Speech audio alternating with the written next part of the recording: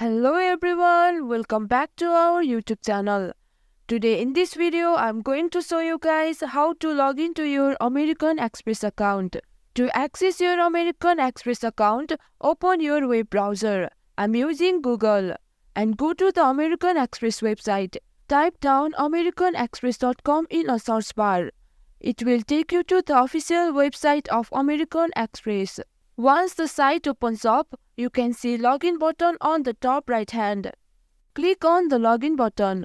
It will take you to the login page. Here enter your user ID and password. In the account type, click on the drop down arrow and choose what is your account type. If you want to stay logged in, put on the check mark in the checkbox before remember me. Once you are done, click on the login button to get access to your American Express account. And in case if you have forgotten your login credentials, you can click on Forgot User ID or Password and follow the prompts to reset your user ID or password. And if you want to create new online account, you can click on the link Create New Online Account. And if you are still experiencing problem with login or accessing your American Express account, you can contact the American Express customer service team for further assistance.